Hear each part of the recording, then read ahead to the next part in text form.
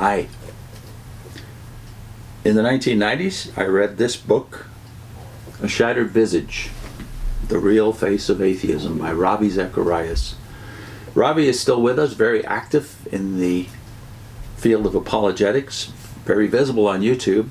And back when I was a neophyte Christian in the early 90s, I got a hold of this book published in 1990 and devoured it. It's a good starter when it comes to examining the counterclaims of atheism and how credible the witnesses are that are usually drawn upon to make the case for atheism. So in the book, he takes on the main spokespersons for the unbelief of the 20th century, people like Bertrand, Russell, Jean-Paul Sartre, Simone de Beauvoir. All of them have credibility as far as the world is concerned. The Bible and Christianity have less credibility. And now Ravi takes on that perspective and actually talks about the personal lives of many of these influential people. And I benefited greatly by his observations, and here's what other famous Christians had to say about his ministry. Billy Graham, for instance, said, if you are looking for an answer to the greatest question of our time, here is a book that faces it head on. Ravi has intellectual integrity and spiritual perception. His illustrations bring profound concepts within reach and touch both of the heart and mind. So this is a book for the average person, the average curious person. This is what Josh McDowell said. Now, Josh McDowell is also one of the most prominent apologists of the last two generations, and the author of another book I would recommend highly called Evidence That Demands a Verdict. Josh McDowell said about Ravi Zacharias has a profound understanding of the intellectual struggles a person has in relating to God. I consider Dr. Zacharias one of the greatest Christian apologists of our time. Very high recommendation. I just wanted to read you a sample from chapter 1 of A Shattered Visage. This section of the book, Ravi entitles Man the Measure of All Things. And chapter 1 is entitled Morticians of the Absolute. Here's how Ravi starts. He first of all quotes from Will Durant, one of the most influential historians of the last couple of generations. Durant said, the greatest question of our time is not communism versus individualism, not Europe versus America, not even the East versus the West. It is whether men can live without God. And then Ravi starts the chapter. On August 7th, 1961, 26-year-old Major German Titov became the second Soviet cosmonaut to orbit the Earth and return safely, climaxing a monumental feat for mankind. Sometime later, speaking at the World's Fair and savoring his moment of glory, he recounted this experience, vouchsafed to a privileged few. In a rather pretextual pronouncement on a triumphalist note, he let it be known that, on his excursion into space, he hadn't seen God. Upon hearing of this exuberant argument from silence, someone quipped, had he stepped out of his spacesuit, he would have. Evidently reluctant to restrict the immediate gains of the moment to the disciplines directly involved in that endeavor, Titov attempted to draw theological blood. Thus, one great step for science became for him an immensely greater leap in philosophy. On Christmas Day 1968, 3 American astronauts were the first human beings to go around the dark side of the moon, away from the Earth. Having fired their rockets, they were homebound on Apollo 8 and beheld our planet in a way that human eyes had never witnessed before. They saw Earth rise above the horizon of the moon, draped in a beauteous mixture of white and blue, bordered by the glistening light of the sun against the black void of space.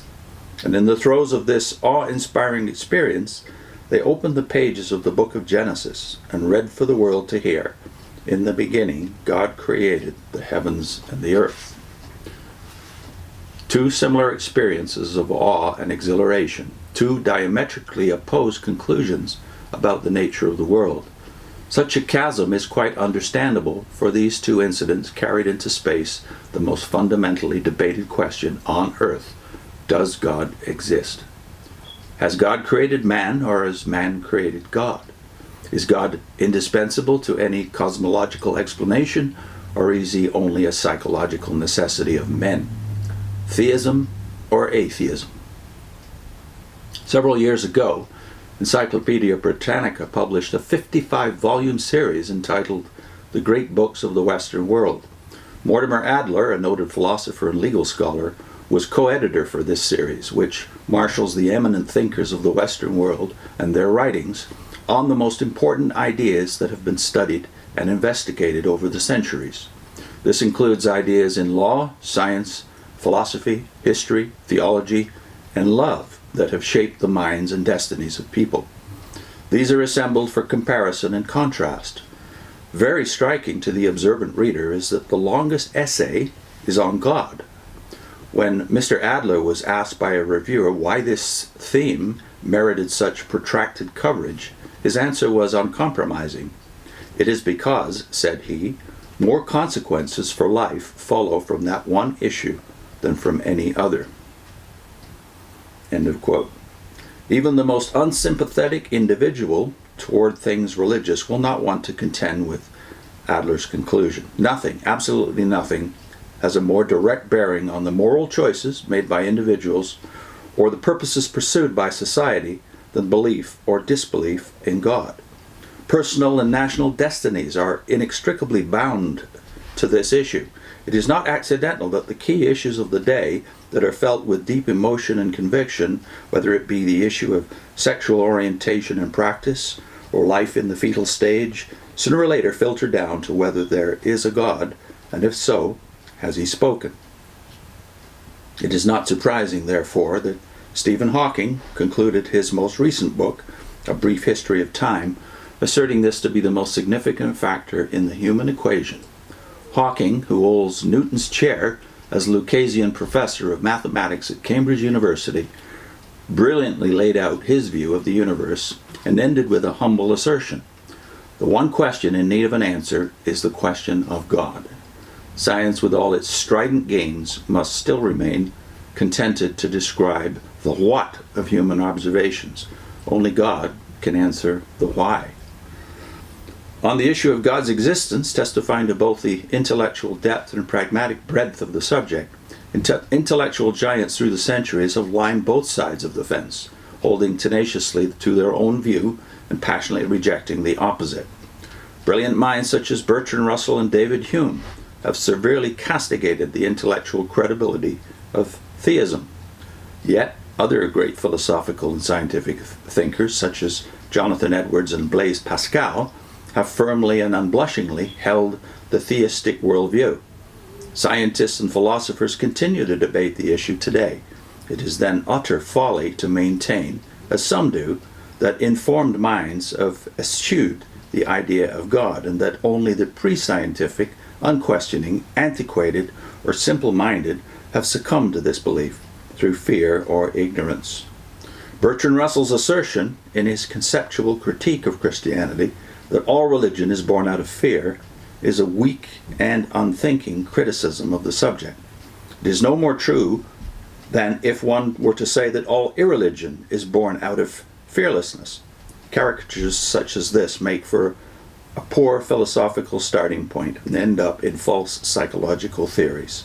In life, it is not uncommon to meet many intensely self-assured people who are devoutly religious, and it is also not uncommon to meet some equally insecure people embattled by manifold fears who are devoutly irreligious. Zacharias, Ravi Zacharias, A Shattered Visage, The Real Face of Atheism. I recommend it highly.